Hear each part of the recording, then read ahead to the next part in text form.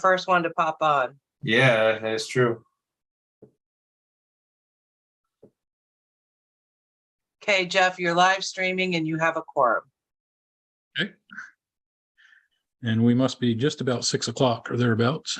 6:01. 6:01. Well, let's get the party started. Call the meeting to order. Rutland County will make a motion. Oh, we don't need a motion yet, Kurt. Okay. I'm just getting started. Been waiting all You just day to say relax. that. Yes, I have. Tried to get a jump on you, Lewis. Is this your Yes, last you meeting, did. Kurt? I have one more, sir. You have one more. Okay. Yes, I do. I wasn't sure if Mike was going to join us tonight or not. Well, I'm sure he will. Actually, yes, he's down there. I see him all the way down the bottom of my left-hand corner. Hello, Is he? Michael. Michael, you're on mute. No, not Garber, Stewart. Stewart. No, I was thinking your replacement, Kurt. No, that's Michael Stewart. He's Yeah, that's- he's with us. Is he? Yes, Yeah. he is. In a reddish check shirt, says VT Vast. Yep. Michael, you're muted right now. I'm gonna rename him. Oh, there he is. I got him. Yep. There he is. All right. There he is. Okay. First of all, I want to welcome Jeff Porter and Mike Stewart to the board. As you guys just figured out, Mike is going to be Kurt's replacement as Kurt steps down. And Jeff is our new director from the island of Grand Isle. Welcome, gentlemen. Welcome. And let's see our agenda for tonight. Are there any additions or changes?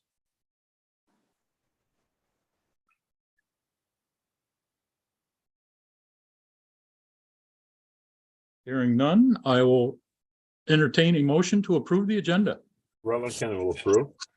Thank you. And a second. Addison second. Thank you, Lewis. All those in favor of approving the agenda as presented, say aye.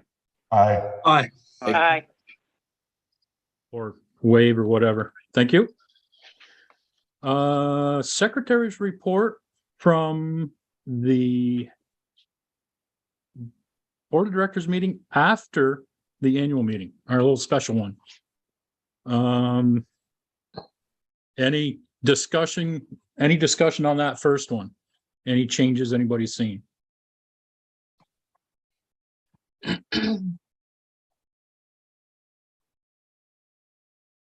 Okay, we will approve these separately, so I will entertain a motion to approve the September Board of Directors special meeting minutes. Washington County will make a motion to accept the minutes. Thank you, Jeff. And a second? Bennington, Thank you, Carol. All those in favor of approving the special meeting from September, say aye. All right. Aye. Aye. Thank you. And the special meeting that we had in October for the groomer tracks. Any changes or additions to that Secretary's report?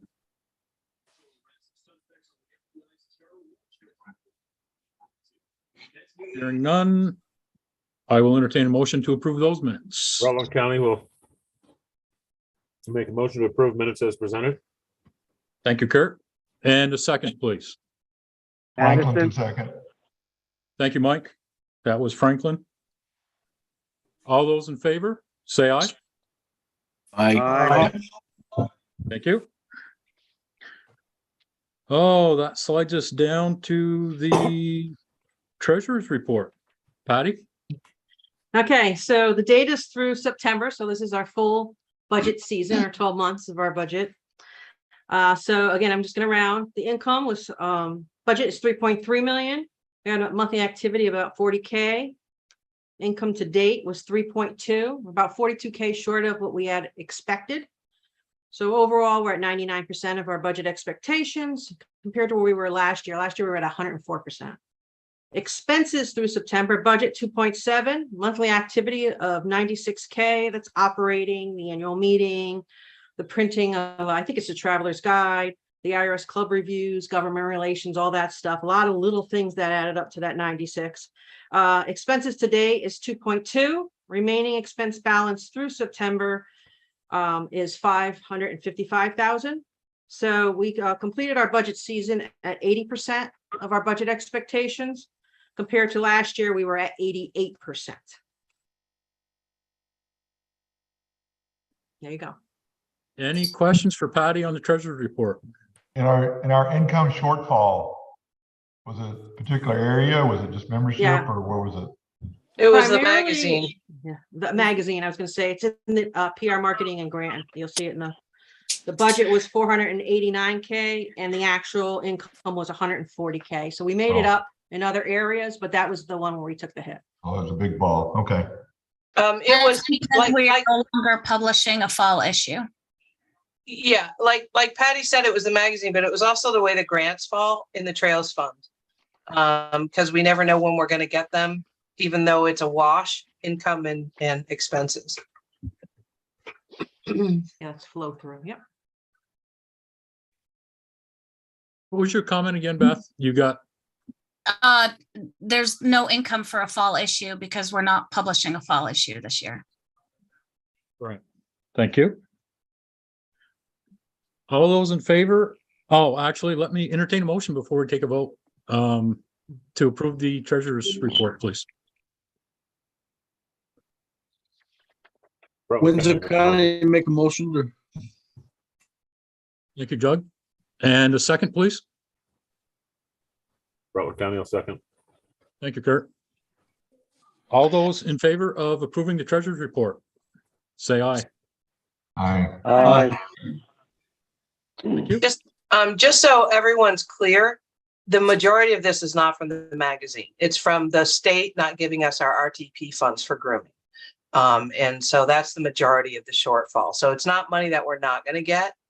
It's just we didn't get it before October 1st because they've had delays in their office because they had staff rollover and they were training new staff in their financial office. And it's only, I mean, I say that only because in my world, it's a big number, but against the budget, it's only 42K short of what we expected overall income. We made it up in other areas. And Matt, how much is the expectation from the state for the RTP? Isn't it? I don't want to guess. I believe it's 237,000. All right, I was going to say 227. So 237. So we'll actually end over, but we've already ended the year. Yeah, we were on them pretty hard about getting that to us before the end of the fiscal year because we're on a cash basis, but they just couldn't turn it around. Like Sheila and I hounded them daily for a couple of weeks at the end of September, and Yeah. just wasn't happening. They were trying to get the budget out for the governor, for the legislature, and some of that, and they're like, "Look, we can't. We're just not going to be able to do it." So we're like, "Okay." And that would bring that grant line item up to 377K versus 140, which is more in line with the 489K for the budget. But we need to note that 237 in the 23 budget that it's going to be, I mean, we should have our budget numbers plus 237 next year if we do well. We shouldn't let it just grow into it.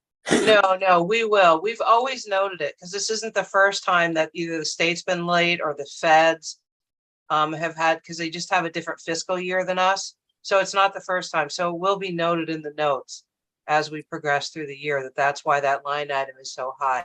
It's because we're making up for what they were due to us last year. So yeah, good point, Mike. And we will continue to do that. Jeff, Carmen's got her hand up. You could, Cindy, Carmen? I have a question. When do we actually give the Snow Trails Conservancy their, because they asked for, I believe, $2 per TMA, and the board had voted to approve it. And I'm wondering when we actually kind of roll that money over. We will do that after TMA money starts coming in, so probably next month. But we've already given them what we've already owed them, but for this year, it will come out in November. Okay, now I have another follow-up, stupid probably question to that. Where do I see that in the financials? Well, you won't see it in the financials because it shows up in the management report that the finance committee reviews, but you will see it in the budget that we draft.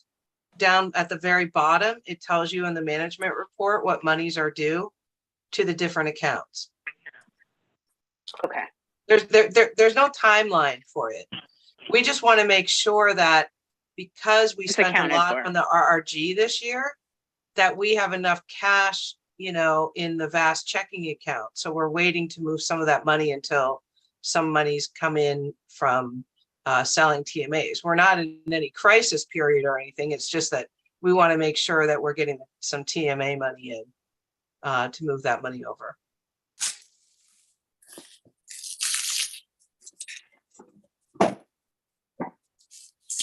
Okay, sliding down our agenda, nothing tabled, nothing for old business.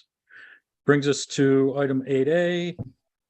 Welcome newest board of directors meetings. I guess I jumped ahead on that earlier. So we'll jump into B. Ken Brown, VSTC. I guess that's to me. According to our bylaws, the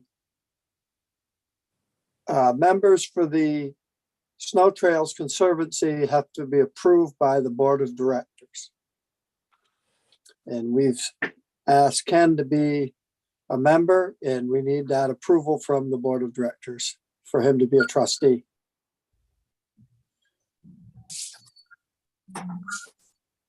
So we need a motion. Yep, Rutland County would make a motion to approve Ken Brown to the Vast Trails Conservancy Committee. And a Addison, second. Thank you, Louis. Any discussion? Is he taking Cindy's spot on that committee? Is that what is that Yes. what he's doing? Am I correct on that? Okay. Any other questions, comments? All those in favor? All those in Aye. favor say aye. Aye. Aye. Any opposed? Thank you. Welcome aboard, Ken. Let's see, vast organizational policy updates. Mark, Cindy, Mark, Beth, can you make Mark host? Have you already made me host again so he can share the screen? Mark Reeves. I'm not host, so I can't make anybody host. Okay, I will. Carmen, you still have your hand up. Oh, sorry. That's okay. I just want to make sure you didn't have another question. Well, Alright. I'm gonna Just have a can't lot when help we kind of herself. start going through the policy thing though. We 'cause don't I want your, got a we lot don't of want your notes. hand falling asleep. It won't, no worries. You Tie it may down. not all like me though when we get through the policies, because I got notes on like every page. Tie her hand down. Can't seem to find Mark Reeves. Well, I'm next to you in the Hollywood Squares, so. Oh, there you are. Okay, well, you're not on my Hollywood Square. All right, make host. Mark has the just a power. bunch of Hollywood squares. Mark, are you fine being host, or do you want me to be sharing my screen? No, I can share my screen. It's fine. Okay, All there you right. go.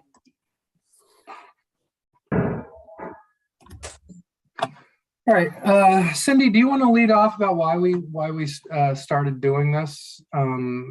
Or how do we want to approach this? Sure. So the bylaws, the bylaws committee chairmanship just changed, and Mark and I had talked a while ago about starting to go through. And so we've been wordsmithing some of it. And then we've had something come up recently where originally this goes back to the right to review that's in the bylaws, the vast bylaws. And when we originally put the right to review in there, the board talked about steps to take if clubs didn't comply or they refused to comply.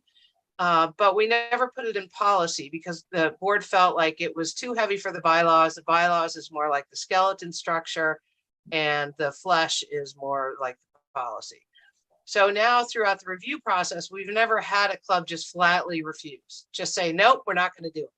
And now we do have a club doing that. So it prompted us to go ahead and devise steps. And when we reviewed the existing policy bylaws, including trails policy, there's mention in there about a member in good standing. There's mention in there about a county in good standing, but there was nothing in there about what it means to be a club in good standing. So the committee, spent a lot of time going through this and devising not just how it could be used for the review process, but are there other areas that could be considered that a club would not be in good standing? For instance, in the past, we've held Canaan, to task about signs and held funding. And we didn't have anything. There's something in the trails policy, but there's nothing in what I call the organizational policy, which is the VAS policy. So Mark, is that enough of an introduction? Yeah, so when we opened it up to do this, we also tried to clean up some other language and make it sort of come into compliance with what practice is today. And so I'll start right on page 1, section 2, where we talked about TMA memberships, and we removed everything. Mark, you're not sharing your screen. Did you mean to? Yeah. Oh, I got to hit share. It's not as good as Teams. Thank you. All I have to do is click on the screen. Anyway, section 2, we removed everything that talks about clubs selling TMAs because it's done online now. And I'm going to point out something that was brought up to me this weekend, Cindy, when we were talking about this. We first note club in good standing here, but we haven't defined a club in good standing until later in the thing. So we might want to think about reordering it or something like that at some point. So as you can see, we removed everything about clubs selling the TMAs in there. Again, part 2, we just changed where they were being sold. Grammar.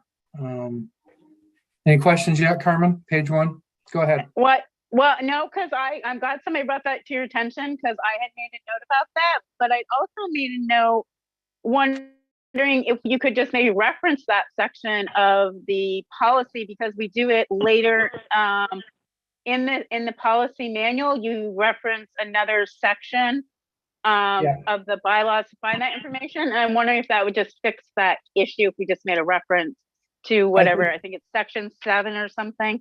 I think that's a good idea, and then we don't have to reorder everything, Cindy. I agree. I agree. Yep, I'm right on. Standing as defined in section 8 or 7 or whatever it is we do. I think it's 7. I didn't write that specifically down. I just made that note, thinking that maybe that would be a quick and easier fix than kind of having to rewrite everything. I think you're right. Thank you. Good thought, Mark, I don't know that you need to reorder everything. I think if you just, before you jump into your policies, you just put a line up there after section 1, just do definition of club in good standing, because you're going to reference it several times before you get to section 6 or 7, wherever it's defined. So, but that's up to you guys. Yeah, we'll note that and we'll figure out where it works best. Cindy, does that make sense to you? Yes, makes sense to me. Perfect. Yep. All right. Again, we went through and we put in club in good standing and website where it talked about selling TMAs and how TMAs funds are dispersed. Again, website. The next change. Wait, I have a question before you wait. How do I raise my hand? Go under more, and then I'll say, raise your hand. Wait, I have a quick question. If we go back to, hold on. Under 2, which is commercial use of vast trails. And then it's actually under D. I know this isn't highlighted, but I have a question because our insurance has changed. If that paragraph is still a vital and correct as far as numbers go for insurance purposes. Because I They know are. Okay, They are. This is us asking them to hold coverage. Okay. Thank you. Good question. Sorry. Oh, that's a good question. I'm sorry. I will probably be pain in your ass during this portion of the programming. Sorry. Who asked to raise their hand, and did they raise it? Because I can't see everyone. I think it was Dustin Turner from my alternate from Smugglers Notch Club that had a question. Okay, Justin. So, back up on, this is so damn confusing. I'm very sorry. Under section 2, commercial use of vast trails. And then down under subsection 3, line B, right there. It says only the vast website shall issue commercial TMAs. Clubs may not sell or issue, blah, blah, blah, blah, blah, blah. Does that need to be in there since all TMA sales are done online anyways? No, Dustin, good catch. We can take that out. Yeah. Yeah, you're probably right. There might be other things that might be, I didn't think of that when we were going through this. But we could take that out. Yeah. Okay. Thank you. Thank you, Justin. As long as it ends in Austin, it's okay. All right. Don't be busting, Dustin. All right. Down through back to the website. Volunteer TMAs, number 4. Each club shall establish a policy that details the criteria for eligibility for volunteer TMAs. That was the change because volunteer TMAs can't be purchased at local club meetings. So who monitors that, Mark? Well, it used to be. How is that being monitored?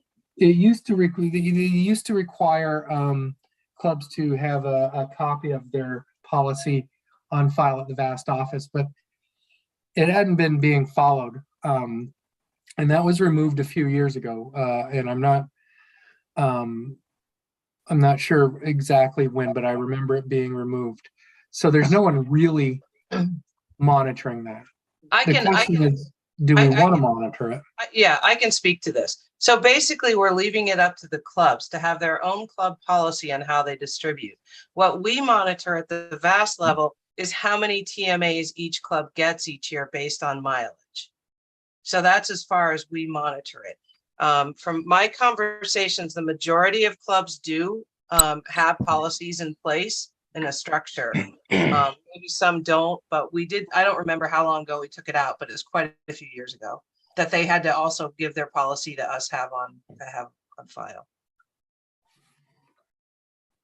Okay, sorry. I was just double checking. I told you I got notes everywhere. Sorry. And again, popping in good standing along the way. No changes. Mark, before you go too far, I did have my hand up just a quickie on the volunteer TMAs. Yeah. I don't know. I personally feel that maybe there should just be a little bit of vast just oversight on who's receiving, so that we just make sure that we don't have anybody who has taken it upon their own hands to register all 4 of their slides, and for no good reason. I don't know. I guess we need to have trust in our clubs, obviously, and we do, because we don't have anybody that abuses it. But just in case there were an abuse of the system, just I don't know. Okay, thanks, Mike Burns. Yeah, back on the volunteer again. Cindy mentioned it was TMAs by mileage. It doesn't state that here. It just says everybody gets 8. Well, so as you does. go, It's- B, clubs in good standing with Hey. responsibility for maintaining corridor trails under contract to be groomed shall be eligible for an additional volunteer TMA for every 10 miles of corridor trail they maintain. So it just was bumped down to the next page, the finish of that paragraph. Yeah, the A of that says I get 8. Yes. Everybody gets 8, and then they get additional ones on top of Okay, that based okay. upon their mileage. They're eligible for the additional. And Like, we do have steps in place. Each club has to give us a list of who they're giving their TMAs out to, so we can verify when those volunteer TMAs come in. So, because we've had a couple of times where somebody has shared a link but they're not officially a volunteer. There's also that clubs can buy additional volunteer TMAs if they like for $115. So we monitor that very strictly. What we don't monitor is the way the club distributes them within the club. And that might be something that you guys want to discuss, but I can tell you that 90% of the clubs I've ever talked to and dealt with about volunteer TMAs, they are fairly given out. Right. Well, and to Kurt's point, if we saw someone getting 60 volunteer TMAs from their club, we would know, so because they have to give the list of people who are receiving the TMAs to VAS, and then each person gets a link and a code to go in and get their TMA. And back to Mike's question, yeah, it's pretty straightforward. Everyone starts with 8, and then like my club has 40 miles of trails on his contract, so we get an additional 4, so we get 12. And that's what that paragraph describes. And it gets bumped apart like that because when we have the notes on and the editing, it stretches out the document some. So sometimes it has weird page breaks. Thank you, Mark. Vintage. That's here. You gotta date the years. in You that. know, Mark, you could update the date on that, but it's like, I think it's 87 for 2022, if I did the math right. Yeah. I would take that out. 35 years is 35 years. That's still a 35-year period. You're right. And by the way, you have a typo on this page as well. That's nice. Where? Because obviously I didn't see. It's last bullet point, official VAS seal imprinted. It should say on each TMA form. Okay. All right. She's got it. And I even. What about, is statutes supposed to be spelled out right up there? Number must comply with state snowmobile statutes or statutes? It should be statutes. Thank you, Doug. Yeah, no problem. Good job, Doug. All right. And these really are all sold only at the VAST office, right, Cindy? Yeah, and I think we can also take off the January 15th date, but I'll do that later. Okay. Yeah, You don't I'm have to wait. counting on you to make notes on what we got to change. Yep. Okay. On it. Fiscal policies. So in this part, again, as we went through, we cleaned up some other language in here. Fringe benefits is a 1960s Mad Men type of term. It's just benefits now. It's not fringe. And these were, it's just pay salary and benefits for VAS staff. It seemed to clean up the language some. So you need to take fringe out of D then if you're going to omit it completely through. It's in there. Second line down, right under where you mean where snowmobile. fringes? Oh yeah, we only took fringe out once. Yep. Sorry, I just cut that one. No, that's fine. This Can is I ask a stupid question? I'm gonna actually Mark and Cindy. I made some notes, but I'm gonna just email you those questions that I had. Does Matt's salary come out of the SST in its entirety? Sorry. No, 50%. 50%, okay. The SST program pays salaries and benefits for the Vast Trails Administrator Coordinator. And 50%, it doesn't say that, it just says pays a salary, it doesn't say 50%, Cindy. It Yeah, says it says 50% of salary. It the, says 50% of the salary. no.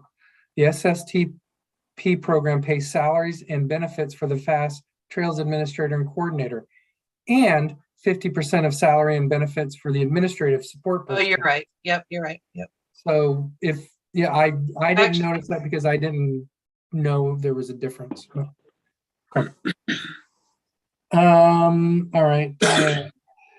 Administrative support person, that change. Change the spelling of process.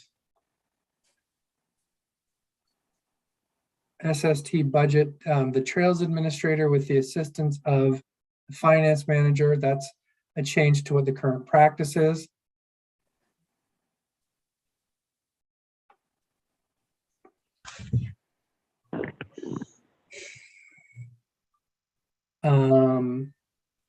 Accounts receivable, we took out this piece about how TMAs were done and changed it to TMA reports for all sales of TMAs and payments to clubs for club dues will be emailed and or mailed to clubs in good standing, monthly or bi-monthly, including ACH deposits.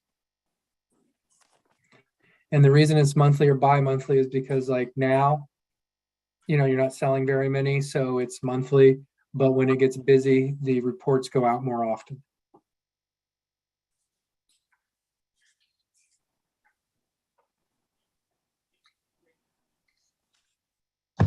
Dustin?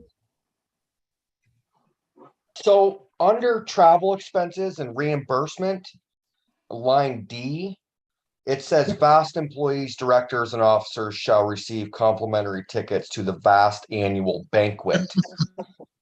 What is the banquet? Is that annual meeting? Yeah, Yeah. that's the meal at the annual meeting. And it just depends on what county hosts the annual meeting, whether they're gonna have like a dinner banquet or a lunch or whatever. Okay, I just saw annual banquet and I'm like, I don't know that I've ever been to an annual banquet. You're looking before, for another so- invite, aren't you? Yes. You thought you were yeah. missing a party. I think the last time we had one was maybe Windsor County. Yeah, Okay. yeah, I forget how they did that, but yeah, that's exactly. Thank you.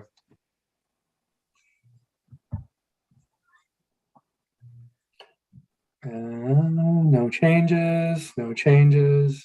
Awards. This is the one where I expected some questioning on, especially. And Cindy, the awards, and you can expand on this, Cindy and Patty can. The awards, it was an awful lot to have outlined in the you can see how much we took out. So Cindy, you go ahead and explain where they are now. They haven't gone away. But they're No, online and the descriptions of them and all of that are maintained by the committee. So go ahead. yeah, no, it basically just took up too much room in this policy. This is an organizational policy, but it doesn't mean that the awards have gone away.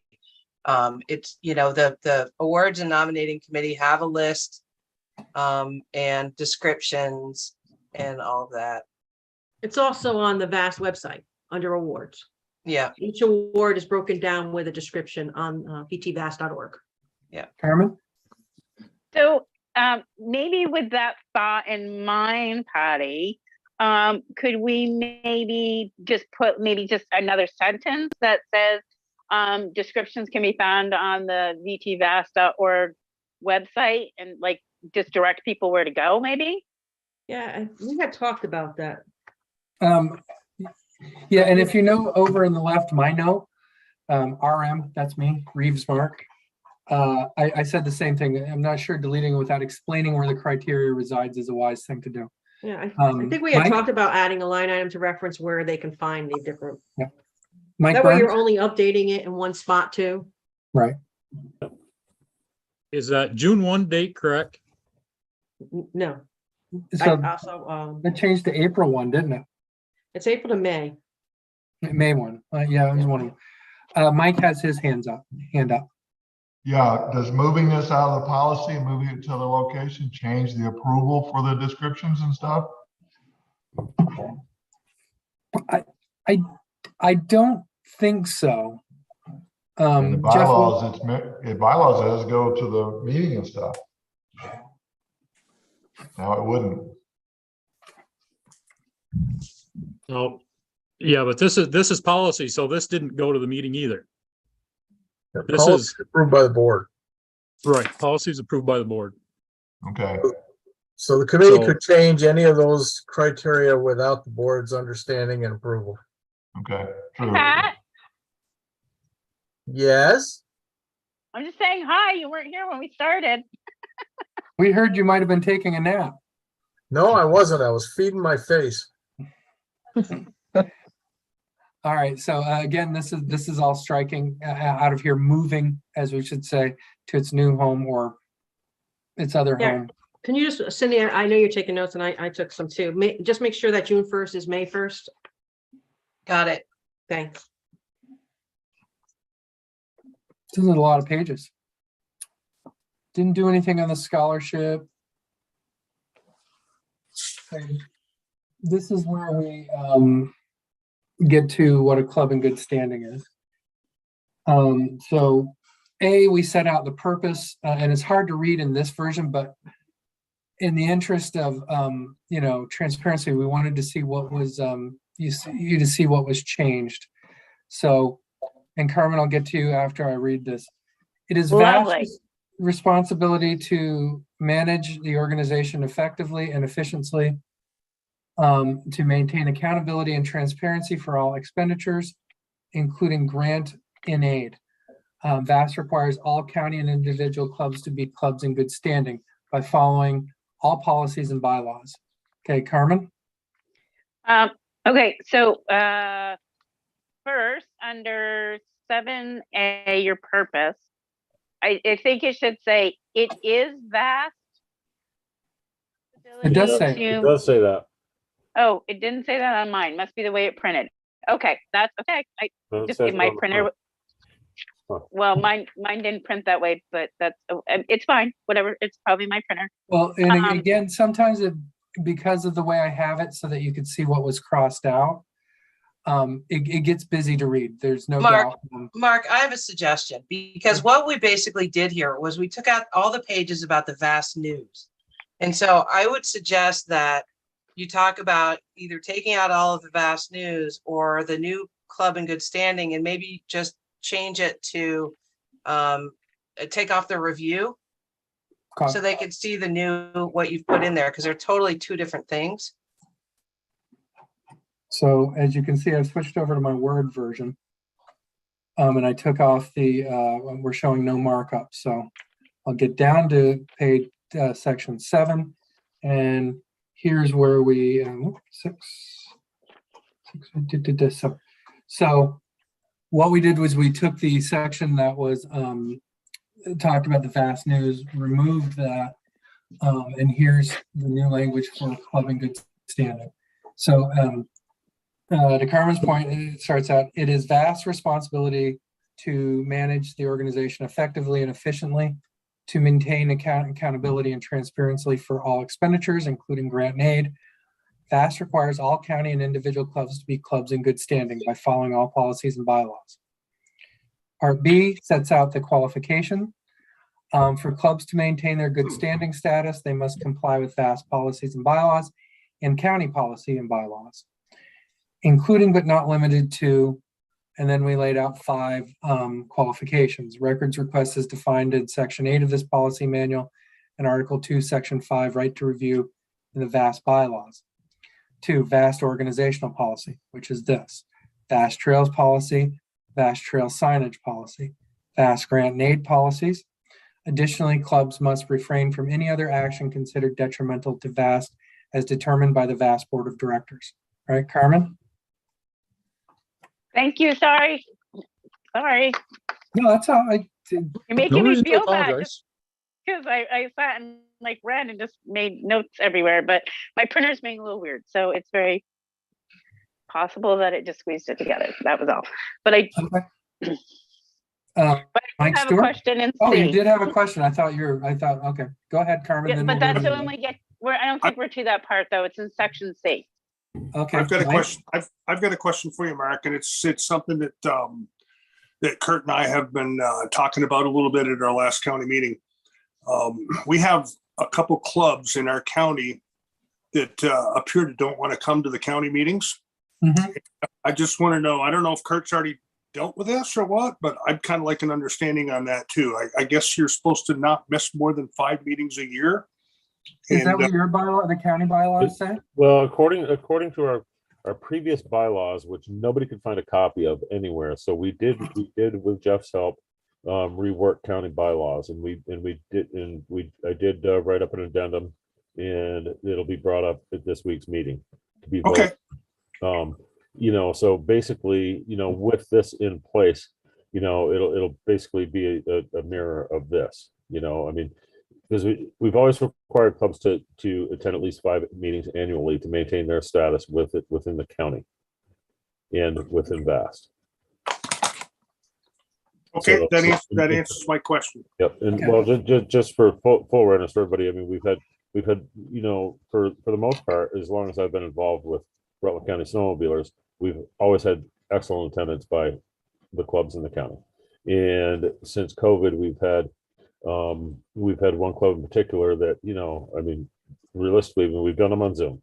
And we have a technologically challenged club that attended basically a meeting and a half throughout the whole COVID thing. But I was on the phone with him for many issues and problems. They did have major signage issues, which Matt knows about, which he's been dealing with.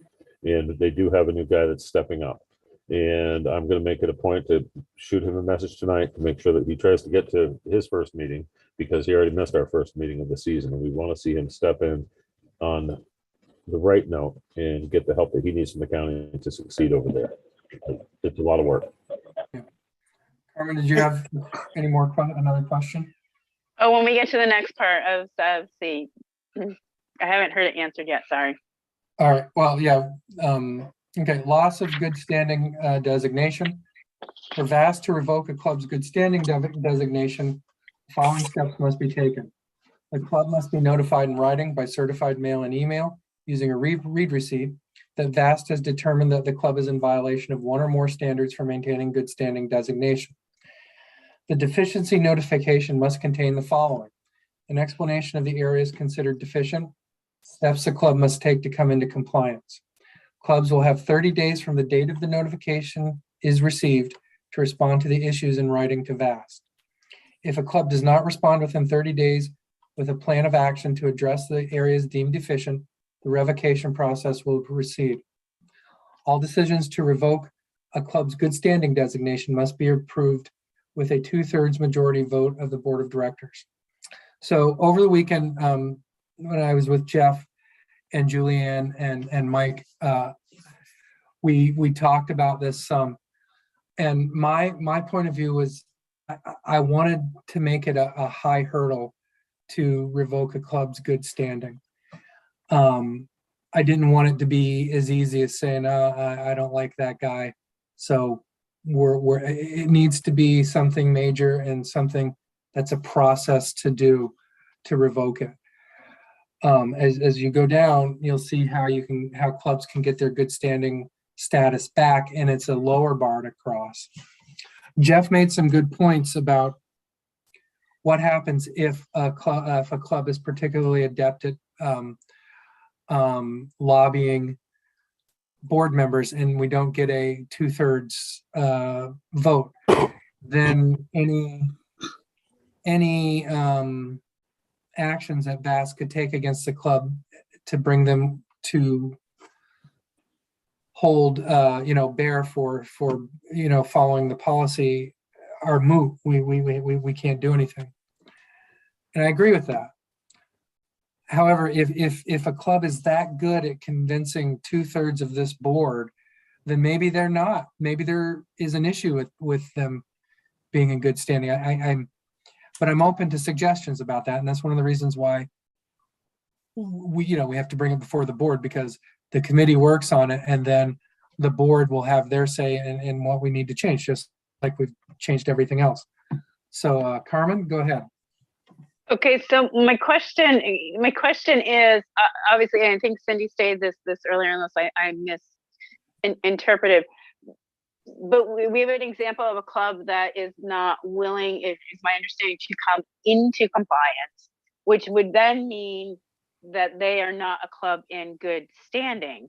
Right. By this section of it, even so, I want to make sure that we're really clear that is, in order for them to be a club in good standing, then they're going to have to do the compliance. We're forcing them to have to say, you have to do the compliance part of it then, in order to be a club in good standing under this policy. We're forcing that hand, so to speak, correct? Right. And this is where Jeff's and Mike, I'll get to you in just a second. This is where Jeff's point was. If a club has done something like, in this case, refuse to provide records, we go through the steps and then the board decides for whatever reason, you know, we don't get a 2/3 majority, then we're stuck and we don't have any recourse into getting the club to be in compliance, and we don't have, you know, then there is no you know, there's nothing that holds clubs in compliance. They can do what they want. So you're right. So there's room to work on this. Go ahead, Mike. Well, I just wanted to kind of address Carmen's comment. There's no club right now that is not in good standing. These rules are not in place, and we have not done a 2/3 vote or anything. So right now, there are no clubs not in good standing. Right. And one of the things that thank you for pointing that out, Mike. One of the things that I spoke, and when we were working on this as a committee the other day, that I specifically said, I said, you know, if the board approves this, I think we probably have to go back to square one with the club that we have now. Now, Cindy's already sent them letters and emails and has not got a response. But if we're going to create a policy, we can't say, well, that we've already done it with. I think we have to start from square one so that we follow all the steps in that policy. And I'm sure there are arguments that say we don't have to do that. So go ahead, Julian. You're on mute. Yeah, I'm struggling there. Just one thing, if they don't do the things by policy that's written, they're not in good standing. All right. I mean, theoretically, by what we say is if you don't comply with this, you're not in good standing. And now we're saying, okay, we have to vote whether you're in good standing or not. It's just a little confusing to me because either they're in good standing or they're not. If they haven't done any of those things, whether we vote on it or not, they didn't do those things. I get what you're saying, but I don't think it's a good idea to not have the board approve something because it's a big step. I think the board should be aware of what's going on, but if we're saying we have this thing that if you do any of these things, you're not in good standing, but if you're friendly with somebody on the board and then the board can vote against it, we're just kind of fighting against.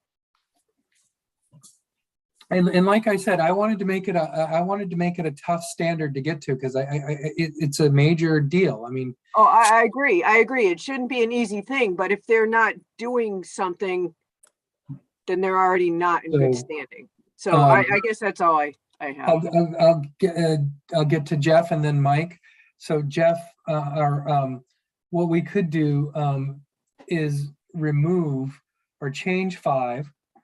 To say if a club does not respond within 30 days to say that it loses its good standing designation, and then the 5 would be a club has a right to appeal. You know, outline that a right to appeal to the board. Can you? But then you're gonna have to come up with a wait. we got Jeff Halpin and then Mike Burns. Go ahead, Jeff. I just wanted to say that I'm here listening to this and reading through the policy. And I agree totally that this is, the bar is set high. It would take a club a lot to get here. There's this would mean that we're asking them to do a lot, and that this would mean that they have missed almost everything we've asked them to do, which means just blatantly being not in good standings. I mean, they know this is coming. They're not even making an attempt if you look at the way this is set up. So I agree with the talk on most of it, except for I think that the club that we're looking at tonight, as far as, bringing this issue forward, I believe that if we were to vote this in tonight, that club has already checkmarked most of these avenues. Yes. So I guess that's up to you guys to go through and if they've already missed these things, I don't see why we would be waiting another year to bring this forward. I agree that the policy is not in effect, but I think once you set a policy, you should be able to put those check marks on the policy, and it wouldn't be another year. It'd be 30 days. They'd get a letter. Okay. Tomorrow. But I don't want to erase all Cindy's hard work that's been going on already and say, hey, we got to do this over again, and I guess that's what I'm getting at. I think that. Yep. Mike, Carmen, then Patty. Just to kind of address Julianne's concern. I mean, I understand what she's saying, but I mean, it's no different than the reason you have to get an indictment. I mean, it's to make sure that the bar is being met, make sure there's not any, or to help make sure there's not any favoritism or any particular agendas in it stuff. If you're going to be a severe punishment on it, you need to be, I think it's good to have a buy-in before you do it and everything, just to make it a little more open and a little more transparent. Carmen? Actually, I think Patty was before me because I think we were both talking at the same time. So I'll let Patty go first. Patty? Mine's quick. What if you move so good standing is one definition, but what if you move the vote down to loss of privileges? Okay. So it would be like all decisions on loss of privileges would require 2/3 majority Yes. vote of the board. Yeah, so if they're not in good standing, we know that based on the criteria, but a vote to have a loss of privileges would be 2/3 vote by the board. I don't think that that's a bad idea. Cindy, what do you think? I think that's a great idea, Patty. Okay. Thank you, Patty. Carmen? Actually, I like that idea, Patty, because my next question was going to be, then we have to create an appeals process. And if we did it the other way, Patty's idea might be the easier way. Well, and remember, any decision that is made can be appealed to the board, right? And my thought, when I was thinking about this, I was thinking about a club is out, not responding. We notify them, this is what's going to happen to you. This is what's going to happen if you don't respond. Then they have a right to come before the board and say, hey, this is why. And maybe, I never want someone to feel like it's just an arbitrary decision on either an individual's part or the board, the board's out. I'm cognizant of that. I know it doesn't happen like that, but I want to be sure that everyone can clearly see that there's a process that this goes by, and it doesn't play any favorites. It's a blind process. If you don't do these things, here's what will happen to you. And I would never want to see someone play it along and get any favor. I would want to see anybody who doesn't adhere to these things go through the same process. And it should, justice is blind. That's why, with the scales and so that's my concern. And as we get down, I think it's a good idea to say, instead of revoking the good standing being a vote, the loss of privileges, because you know what, maybe we think we start off with just saying, we're going to withhold all club funds first. and the rest of it goes, or maybe we withhold grooming contract funds. One of these and not just all of them. And it gives the board options instead of immediately slapping a club with the death penalty. It can advance. It's progressive justice, I guess. It progresses is what I want to say. Did I explain that right, or is that confusing to people? Carmen, did you have something else? Okay, so I understand what Patty was saying. So if you do that, are we kind of repeating ourselves in the next section if we do that? Sorry.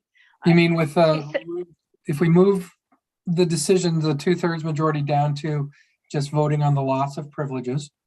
Correct. To make that like a 5 or renumber Right. or whatever. If you do that, and then I was looking under the reinstatement, which has that exact. So, well, not exact, but so similar. let me read the reinstatement piece, and then we can go through that one. Well, I'll read D first. So, loss of privileges. If a club has their good standing designation revoked, VAST reserves the right to take the following actions: withhold all funds due to the club from TMA sales, withhold all grooming contract funds, including startup payments, withhold all equipment grant funds, withhold all construction grant funds. So in the first sentence, we said VAST reserves the right to take the following actions. Doesn't say that the club, that VAST has to do it. Then if we add the decision to take one of these actions requires a vote of the board of directors, I think that gives the board flexibility on how to deal with situations and can escalate them if the club, well, first of all, we're not giving you any club dues from TMA sales and it doesn't do anything. Okay, we're not going to give you the grooming, and they still don't do anything. We ramp, it gives the board the ability to ramp it up. So I think moving that down, I don't think it repeats it. Carmen, I don't think it repeats it at all. I think that's a good place for it. So next up would be reinstatement. For a club to regain its good standing status with VAST, it must apply to the board of directors for reinstatement. The club must submit evidence proving that all deficiencies that led to its loss of good standing designation have been addressed and corrected. All decision to revoke a club's good standing designation must be approved with a simple, I think I messed up my language in this. That should be reinstate, not revoke. Reinstate, not revoke. Yeah, all decisions to reinstate a club's good standing designation must be approved with a simple majority of the vote of the board of directors. Once the club has been reinstated, it shall be eligible for all rights and privileges afforded to all VAST clubs. Funding withheld during a club's loss of good standing designation shall be paid to the club. And then we detail that in A and B. Any grooming that occurred during the club's loss of good standing designation shall only be reimbursed upon receipt of required documentation. And clubs shall have 90 days from reinstatement to submit such documentation. So I made the bar lower for a club to be reinstated. And again, I'm erring on the side of the club. I'm erring on the side of the clubs, and again, trying to make it easy. And I don't know if that's the right thing to do, but it's, again, I think it's important that clubs know we're not out to get them or something like that, that we need certain things to be compliant with monies we receive, funding we receive when we grant it out, and we need them to be compliant with the requirements of the right to review, especially, and other things. It's our liability now, so that we need to make sure they're compliant with the trails signage manual and other things. So that's the meat of the new stuff we created and added. And I think we had some good suggestions. And are there any other questions? There's a lot. I've been speaking a lot in the last few minutes. Pat's got his hand up. How come I didn't see it pop up as his hand's up? Because he doesn't know how to do it. Can't find it. All right, Pat, go ahead, because I couldn't see everyone. When you were taking the board vote out, I was a little concerned, but you've put it back in at a better place, so I'm okay with that. Yeah, that was a better place, and like I said, you know, the committee works on this, and we sort of end up seeing what we see because we've read it and talked about it, and then to have fresh eyes is always helpful. I received an earful this weekend from Jeff and Julianne about what needed to change and so forth, but it wasn't that bad. I'm being a little bit facetious about that, but that's always Just a little. appreciated. And when Carmen said she had a lot of questions, it doesn't bother me. But no, when she said I have a stupid question, I didn't do the old trope of oh, there are no stupid questions, because I've heard stupid questions. So anyway, that's the big part of what we did. And then unless you have more questions about that, I'll continue to go through the rest of the policy manual and show other additions. You may want to put your edits on again, Mark. I'll put my edits on so I know. Thank you, Patty. And of course, it messes us up, but look at that, puts us all the way back up to awards. Also privileges, past news, get rid of that. All right. So we took out, we added the right to review from the bylaws. We put it in policy. And that this is not spelling, be requested. Mark, just to clarify, we didn't take it out of the bylaws. We just mirrored what's in the bylaws and the right to review. No, we added, we added the right to review from the bylaws, yes. So this is what's in the bylaws currently about the right to review. We wanted it documented here.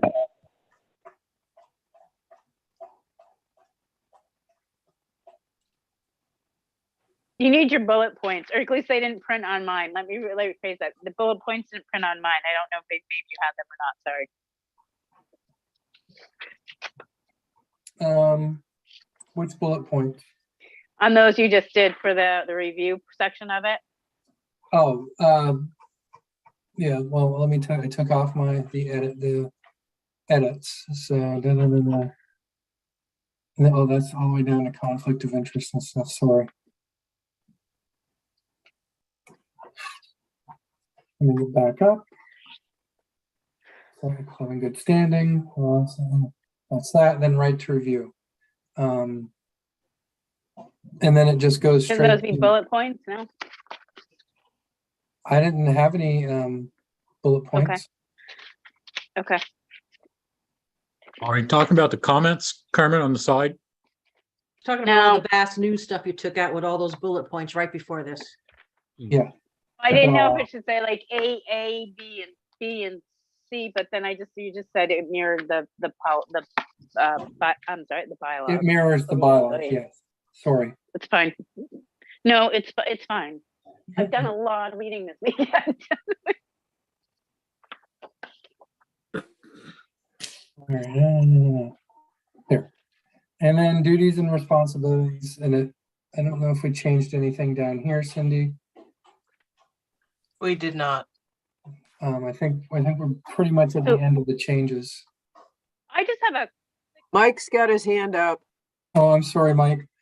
I usually see it popped up, but I've been popping back and forth. Go ahead, Mike.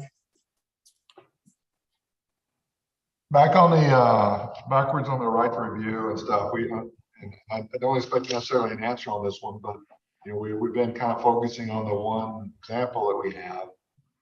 And I realize you moved this over, but I mean, we probably ought to have a discussion somewhere on this of what their issue is. Is it a legitimate issue? And if it is, how do we address it? It's next on the agenda there, Club. Oh, okay. Okay, sorry. Having been one of the selected people to sit through a deposition in one of our lawsuits, I just wanted to say that if we do approve this policy tonight, any actions VAST has taken towards or about a club previous to this date would be irrelevant to a court. Right. So anything we've done about trying to get them into compliance should have to be done once this policy is active.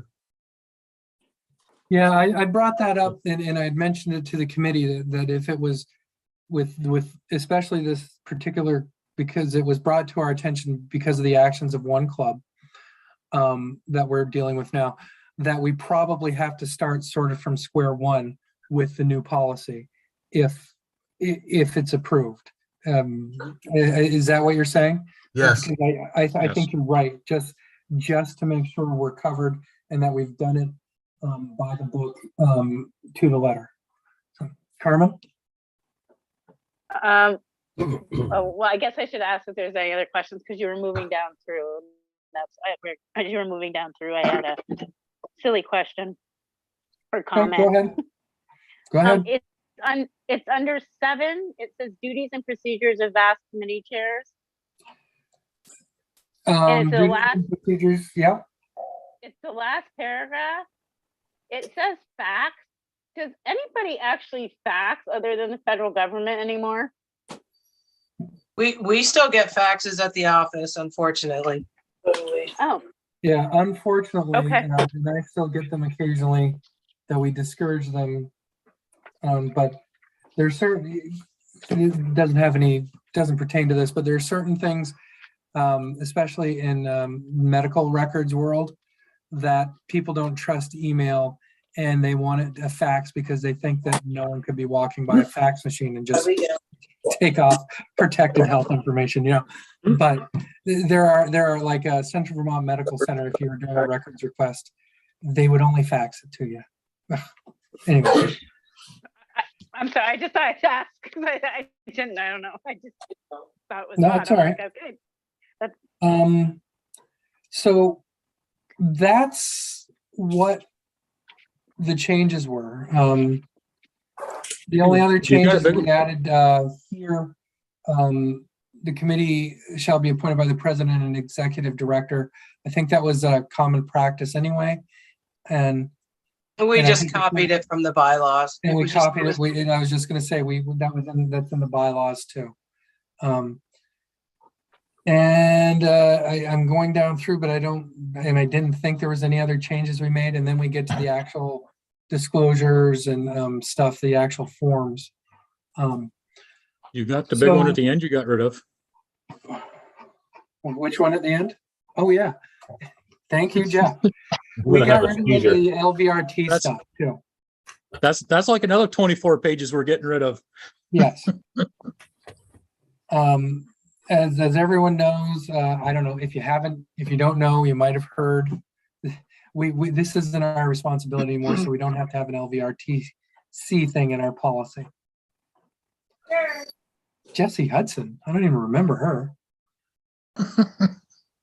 And that's a name from the past. Yeah. Oh, well, look at these. That's right. And I forgot about these. This sort so of. On that page, can you go up to the, go up one more. Okay, right here at the end of this disputes and resolution. Oh, I'm having a tough time talking tonight. It says for under Vermont. Is that? Well, it should be Vermont statutes. Should be Vermont statutes annotated. That's what I thought. This shouldn't have been deleted. I think we got overly happy with the highlighting cursor. So that should not have been deleted, and that goes with that above sentence. And that's just that line. Yeah. Correct. Well then, and then this. That all goes with that as well, though. Well, that was going to be my other question. The dispute resolution and then that chart that you got all crossed out all goes together. That stems from the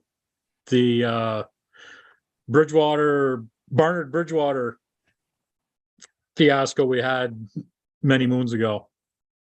Yeah. So I think our, don't know that we want to get rid of that, but I think that's up to you guys. I think the paragraph is good. I don't know if we need a chart that tells, what you have to do for all the way through, right?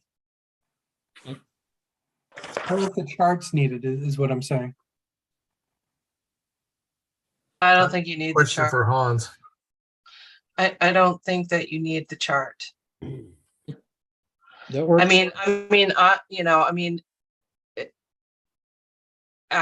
don't need the chart, but we left all the stuff below, because if I'm not executive director, there are steps that need to be taken as far as litigation goes, but as far as that chart goes, I don't think that you need. Well, I think the paragraphs me personally, I think are pretty clear. I don't know that you need that chart either. Right.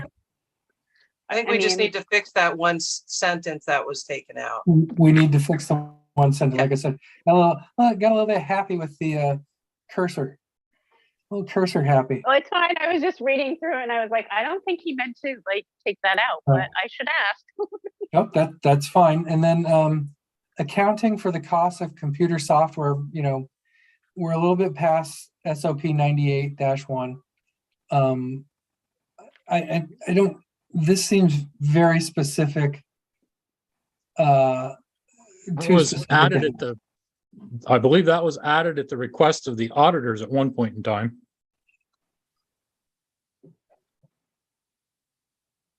I don't know, Cindy, you wanna check on that? No, what we added was the capitalization stuff.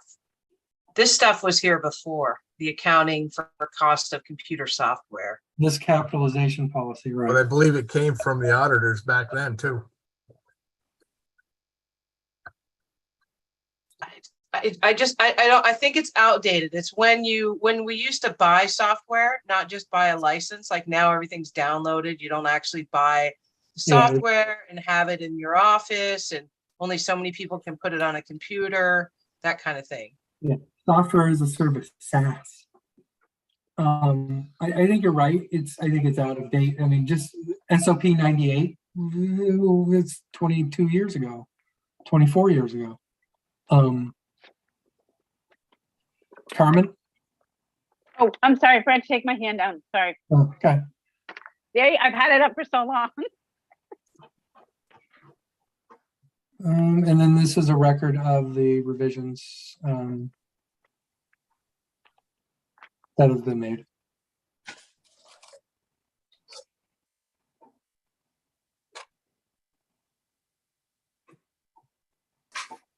All right. Can I stop sharing my screen? You see Bonnie Holbrook's question? No, I did not. Is that in the Look chat? down in chat. Yes, Bonnie, I think you're correct. I think that came from back when Kent was trying to do the IT stuff for us. And I believe Cindy's correct that it is pretty much outdated and not the way stuff works anymore. There are a lot of policies that involve Kent in this organizational policy. Yes, including the whole vast news section was because of him. All right, I'm going to stop sharing my screen if that's all right. Thank you. And okay, so that's our policy proposal. It's a lot to take in. You guys got it a few days ahead of time, but there were some changes we talked about. I'm not sure how you'd like to proceed, whether I'm not sure if you want to see the changes and then vote on that, but if we do that, I would ask that we have a vote via email if possible. Or a special board meeting. Or a special board meeting so that we could get this rolling so we can address the next thing on the agenda for tonight, because that's that sort of drove the decision that we had to look at what our policies were. But I'll let you guys make that decision on how you'd like to proceed. Jeff, go ahead. I don't want to overstep my bounds. Question I have to the directors, is this something you feel confident making a decision on tonight? Would you like to take this information back and discuss it with your clubs? I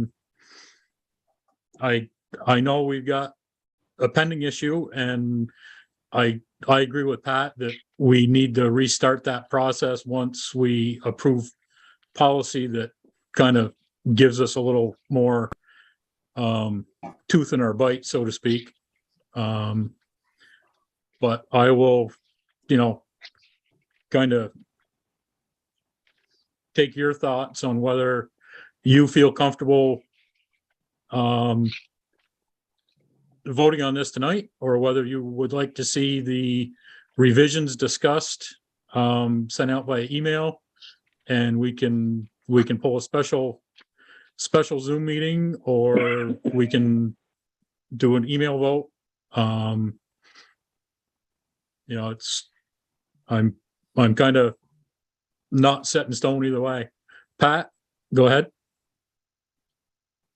So we made a lot of changes to the proposed changes. I think I'd like to see them finalized before we vote on it, because this is going to impact clubs eventually. And I don't think we need to take policy back to our clubs. Most of them have no clue what the vast policies are. They will after that's this. something we can handle here at the board. You had your hand up. Yes. Yeah, I feel the same as Pat. I mean, I think we should just get the revisions in print. Give us a couple days to just look things over, and then get back together and have a special meeting, to vote on it. And I'm fine with that too. And I'm glad I wasn't taking the notes, because I didn't take any notes because I was talking. You can watch the video, Mark. That's right. That's why we record these things. I think Mike Stewart was next, Jeff. Yeah, Go ahead, Mike. I got a quick question. Do you guys review these policies and bylaws every year? Because I'm not a director yet, and I don't know if I'm supposed to say anything, so I'll just keep my mouth shut. But maybe next year might be the time. You for one thing, it's an open meeting, so you don't have to be a director to say anything if you have questions. We should probably have a schedule, but we don't schedule when something comes up, or if there's a known change and we say, oh, it's got to be addressed in policy, we'll usually meet then. But we haven't had a regularly scheduled, like every October after the bylaws have changed, we have to see how it impacts policy and make changes and that's probably a good idea. But you don't have to be a director to speak up and ask questions in this meeting. So if you have a question, Mike, or a comment, feel free to make it. I don't have a question. I just got something to say. And it's back on section 7. There's back with the good standing of a club. Somebody's put a lot of time and a lot of effort in this policy manual and the bylaws. And I've dealt with big business for a lot of years, and there's no gray between a policy and bylaws. It's black and white.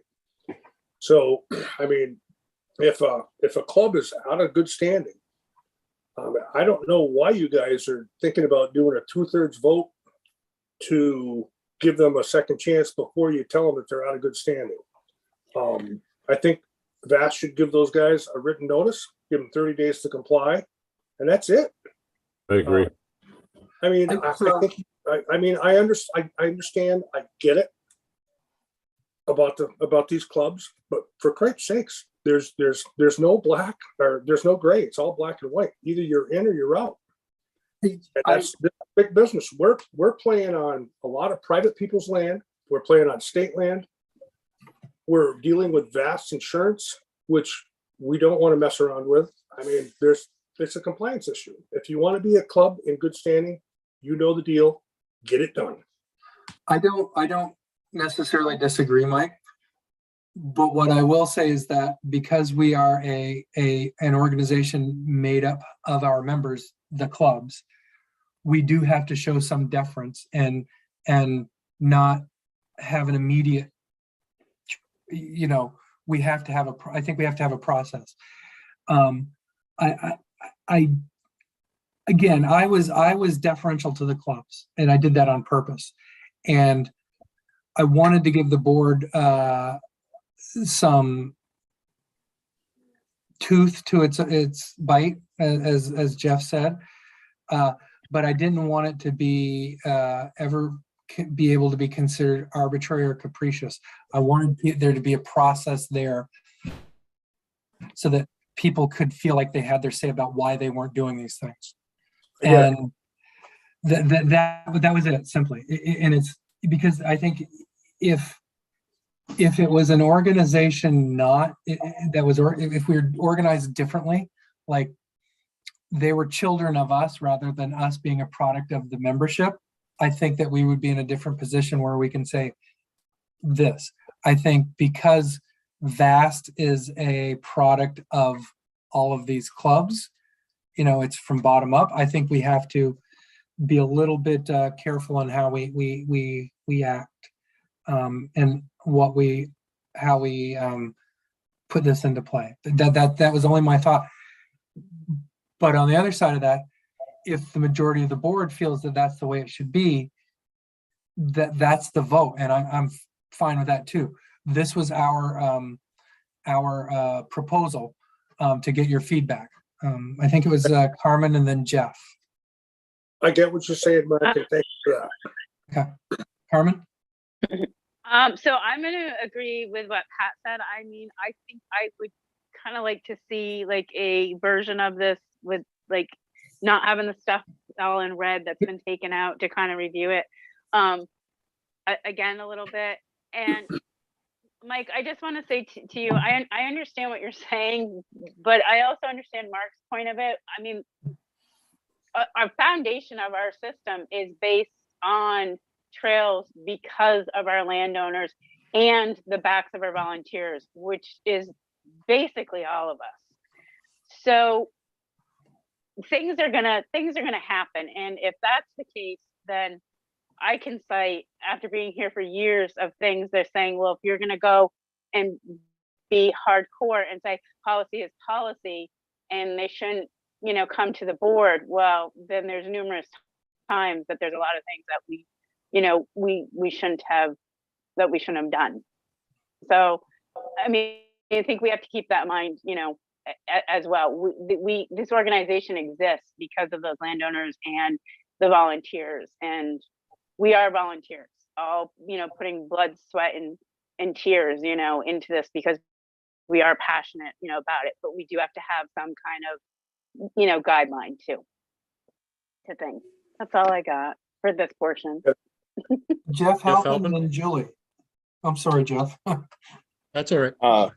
I just wanted to say I agree with Pat wholeheartedly that we should be patient and wait for the rewrite. I think we all have some thoughts on this. I think we've gone in the right direction. And as far as the board of directors vote goes, as far as bringing it to the board of directors, I think it's good that there's a several tier system. There's I'm not looking right at it, but there's 5 items, I believe, that anywhere from restricting TMA sales all the way down to keeping any money for grants. And so us as a board of directors can weigh the level of this when it hits us and say, how much has this club not done that we've requested? Is it 0? They've done 0. Have they just missed a few, but they haven't really gotten everything in? I think that we can make up, how hard we want to penalty a club. I don't want to say hit a club, but penalize a club financially. We might they might need a grant to be grooming this year, but we might hold back some TMA money just because, we need some leverage over them to make sure they get the rest of this in or get started getting it in.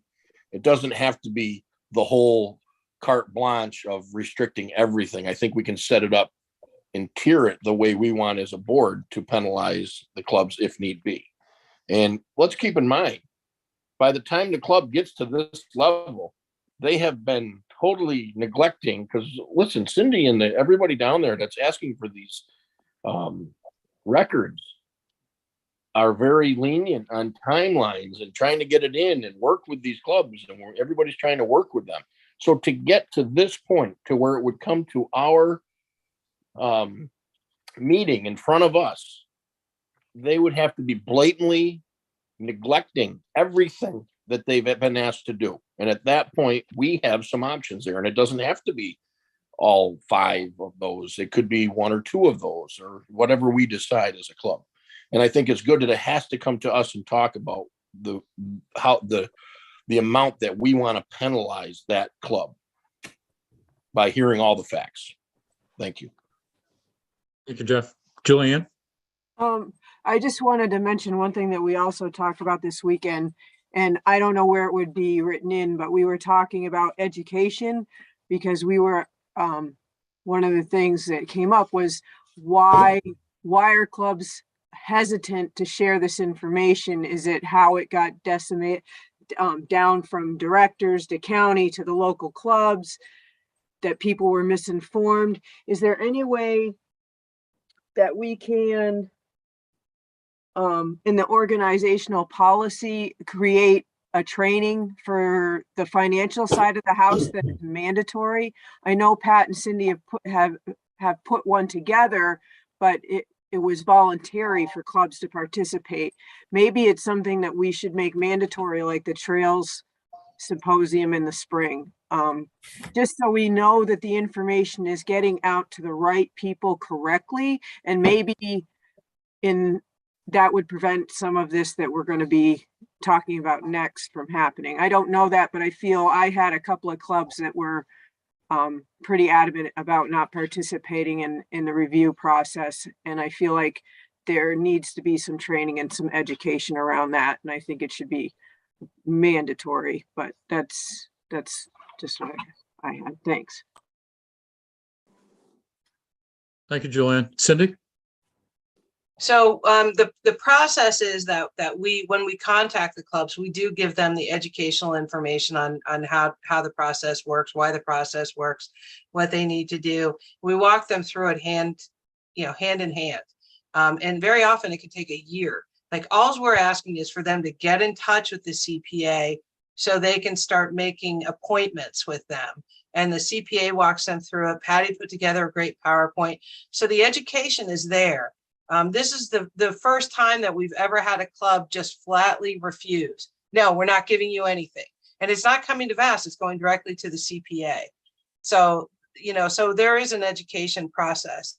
And then to answer Jeff's, if you start dicing up policy and going, well, we'll restrict them here and we won't there, then you're not following the policy. And so just be cognizant of the fact that you're starting these we have these policies in place. And if you let people not follow them, giving them, like, let's say, excuses, you need to be thoughtful about that. And I get the fact that these are volunteers, but often, and I think Patty and I talked about this a little bit earlier. I don't know, Patty, if you want to jump in, but a lot of times when people aren't responding to things and they're not following policy, it's not just on the backs of the employees at VAST. We're paid to do this work. It's on the backs of other volunteers. Go ahead, Patty. Yeah, I was saying to Cindy earlier today that in many cases, the VAST policy is a joke to some clubs because it's never followed through. All I have to do is come to the board and get a pass. And I know at a county level, Doug is, as a director, has chased people for information that he's needed. Barry Messer has chased people for information, and they're both volunteers. And, they're following along, doing their responsibilities, and their time is just as valuable as a volunteer as other people. And why should they have to spend 6, 7, 10 times, 100 times more time chasing one club? So, we have to consider that there's a range of volunteers here that are impacted. No one person or one club's time is more valuable than anybody else's. Addison has his hand up. Go ahead, Louis. Sorry, didn't see you. Okay, it's hard to see me from Pittsburgh. I think we've covered this enough. 30 minutes was for this meeting. We've gone over an hour with it. I think you just send out all the stuff to all of us. And when we have this special meeting, if there's more discussion on all of this, we do it then and we move on to the next thing, please. I agree, Louis. Thank you very much. So we will get those changes out later this week, and we'll give you some time to review them. Then we'll set up a special meeting just to deal with the policy. So what is our next item on the agenda? Oh, yeah. Okay. Green Mountain Trailblazers. Cindy? Yeah, so my suggestion is we move this to the special meeting because it's going to, the discussion will revolve around the policy changes. Thank you, Cindy. Yep. I would make. Sounds good. Agree with that. I would kind of, I second it and third it. I did, Mike, what were you saying? Mike I still Burns, would I like think, had a to, I mean, comment. we're not getting, we're only talking about the punitive part of it. I still don't have any clue what's going on with the club and what's going on and why and all this. You know, Well, that's gonna be part of it too. Yeah, I can give you a brief, you know, basically this all came from the right to review, which was started last fall. I do them, even though you guys pick in early summer, I found that over the last few years, most volunteers are taking early summer off, right? So I get a lot of, you know, well, my daughter's getting married or somebody's sick or whatever. So I started late summer, early fall, sending out the review letters. And then they have a year to respond and to get that process started. So let's say I sent them out in the beginning of October last year. I don't remember the exact date.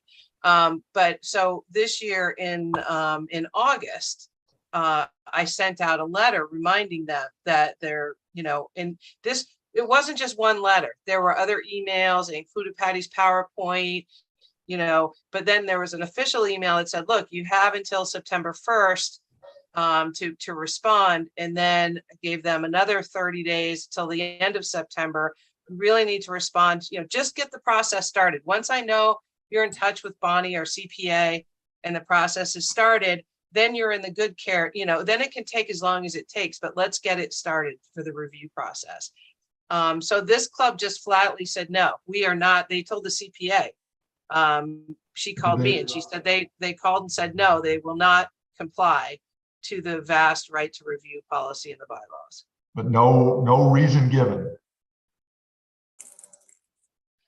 No, they did not give a reason. They haven't replied. They just said no. Right, Cindy? Correct.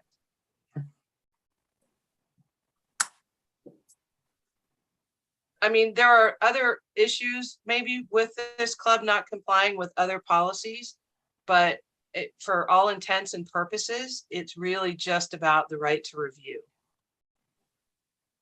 Is it, I mean, and where I'm coming from is the only digestion I've heard from, you know, that I would put to a fact on is not wanting to share their financial situation with VAST.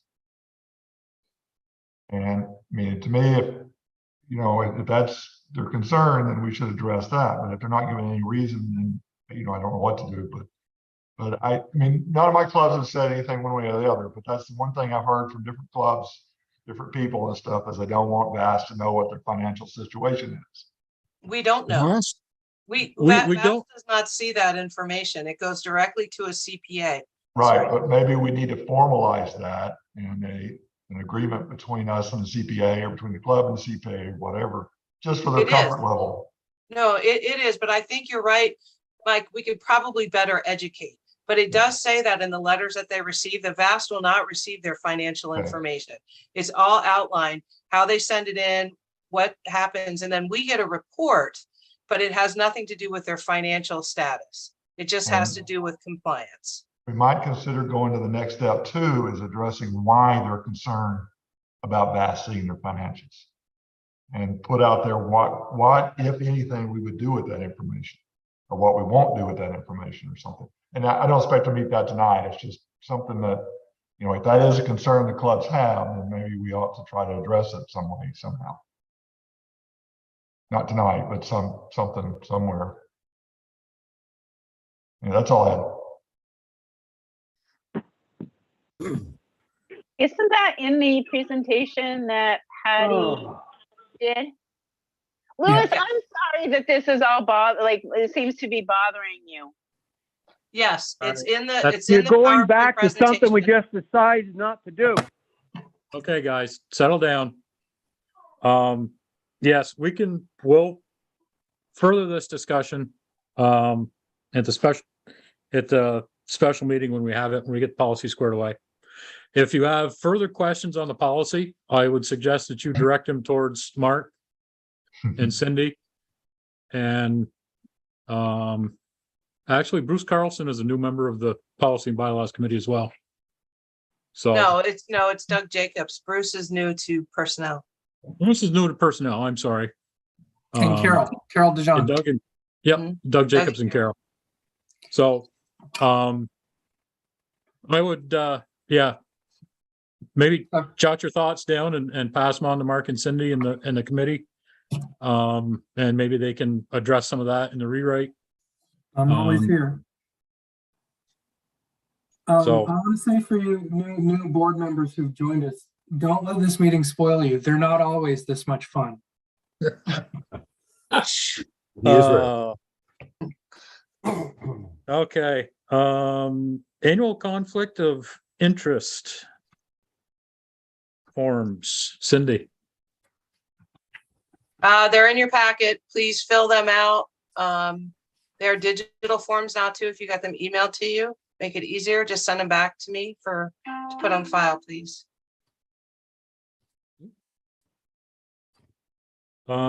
Committees. I think we just covered that very briefly, although I didn't have them right. Awards and nomination. Carmen has joined that committee. Thank you, Carmen. Welcome. And go ahead, Carmen. I'm just saying you're welcome. Oh, I appreciate that. Thank you. Mike Burns has joined the Long Range Planning Committee. And we just mentioned the other ones. Doug and Carol have joined the Policy and Bylaws. And Bruce has joined the Personnel Committee. Thank you all for stepping up. And Julianne, I think I will add you back into that safety committee that I randomly took you out of, that you decided that you want to be back on. So, but again, all that I think is in your board packets as well. And we'll see how that goes. Let's see. Moving right along. Trails Administrator reports, ED reports. Everybody have a chance to read those over. Any questions for Matt or Cindy on those? I had a couple questions if I'm allowed to ask. Well, why would you not be allowed to ask now, Carmen? Used up her allotment. Oh no, No, Carmen has Carmen has no allotment on questions. Go ahead, Carmen. So my question actually is for Cindy on her report. So do you have a complete listing of ambassadors now for the state? Has that been like brought current, I guess is what I want to say? I do. I just finalized it last week, had a meeting with the last two that have joined, and I will be sending them out to all club presidents and county trail coordinators. Would it be okay if I ask for a copy? Oh, I'll send it, of course. I can send it to the directors too. So this will be a list of all the safety ambassadors and their contact information, because they have been told that if there are club issues and the clubs need to get in touch with them, or the ambassadors need to get in touch with the club, they'll also have a list of club contacts and county contacts. Thank you. I appreciate that. And then my other question is actually under Matt's report. I don't even know if he's on because I don't bring up so I see everybody's face. He's here. Matt, are you here? Okay. He is here. Yay. Matt, just a quick question for you. Under map changes, have you, Eden's all good? Yes, what we were gonna do was put Eden back on the map, similar to what we've had in the past, but I was gonna see if some of that had been GPSed. If not, what we'll do is when they groom it the first time, their GPS and their groomer is gonna feed us where they're going, and we'll just update the online map. We're not doing a printed map this year, so that's gonna remain the same as it was anyway. So, but we'll have the corrected data when they groom it. So either way, we're gonna get it. Ken and I have talked about it. We've talked about it with Terry and also Ryan as well. So, yep. Okay.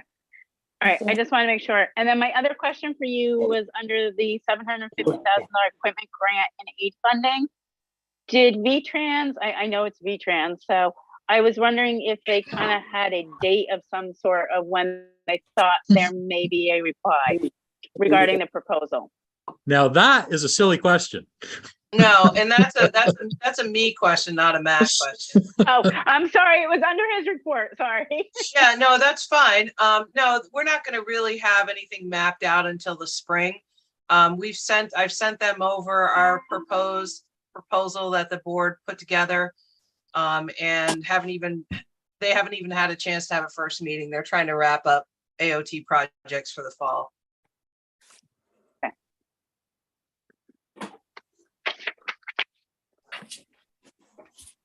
Those are my questions Okay. Just was about ready to ask you if you had any more. for that But- portion. Well, yeah, I mean, we do have some other topics coming up, so.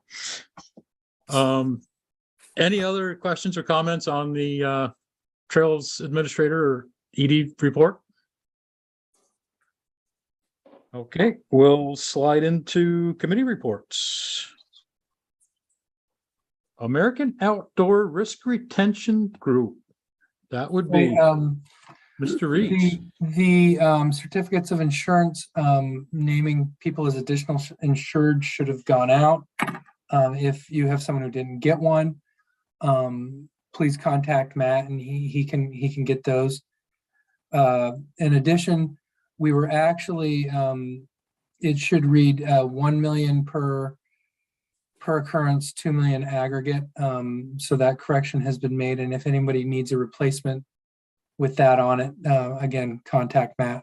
No, please contact me, not Matt. Contact you. Oh, I thought we had Matt with the No, we've access to we've I'm sorry. added Matt, but you, myself, and Sheila and Matt can Okay. get those. But I'd rather everything, just because Okay. Matt's got enough right now on his plate Don't with talk to Matt. Leave Matt trucks alone. and grants.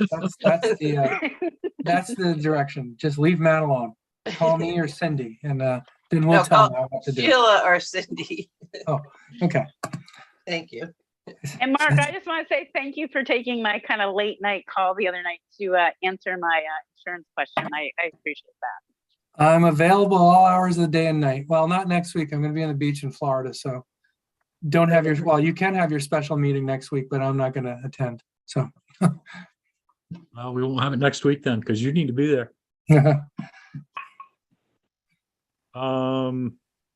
Anything else, Mark? Is that it? No, that's it. Okay. Northeast chapter and USA. Pat? Not much going on at the chapter level other than getting ready for the spring ride, which will be in Maine. On USA, Colorado has an issue with a state park that it used to be a state park called Camp Hale, which is where the military mountain troops trained during World War II. It's a huge tract of land that President Biden just signed a document saying that it is now a national monument.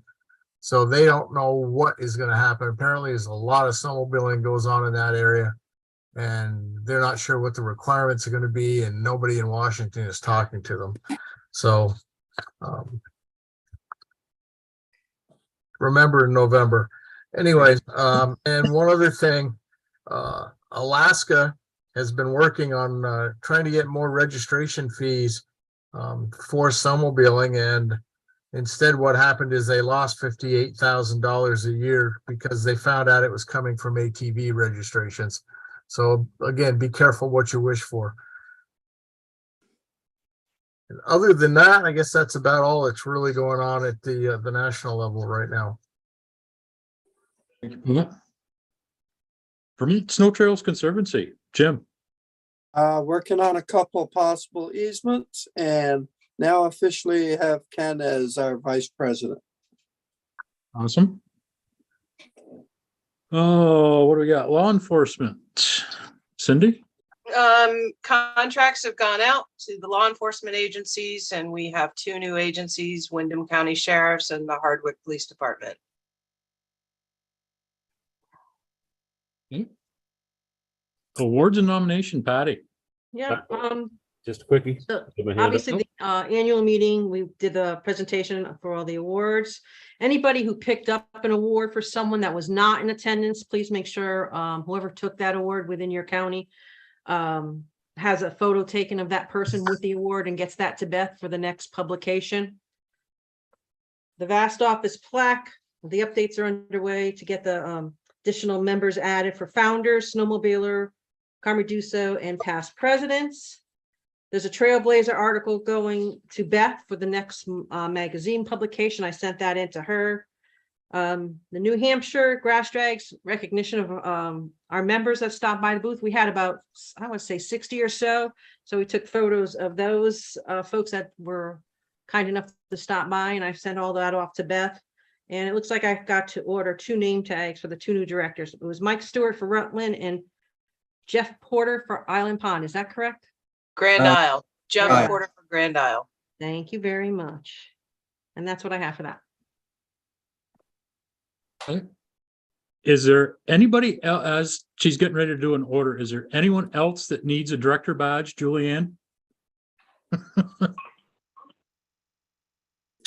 Did you lose it, Julianne? You know, No, she ever got it? she never got one. Julianne, that's orange, right? Yes. Yeah. Right. What if I can't find mine anymore? I don't need one. I'm good. Everybody knows mine. Like, Mike and Kurt have their hands up. Kurt, go ahead. You had a question, I think, backed up on. Yeah, mine was just on law enforcement. Just to reiterate that we have a huge problem in Rutland County because we have no law enforcement. So if anybody knows any ex-military that want to go out and police the trails, or we need to do something down here. Because all we have is 2 game wardens, and they are overwhelmed. We have brought that to the attention of the Governor's Council, and we will continue to bring it to the attention of Vermont State Police as well to help cover that area. Okay, well, thank you, Cindy. Mike Burns. Oh, I was just indicating I didn't have a director's card or nameplate. Okay, there's another one for you, Patty. Mike Burns, Franklin County.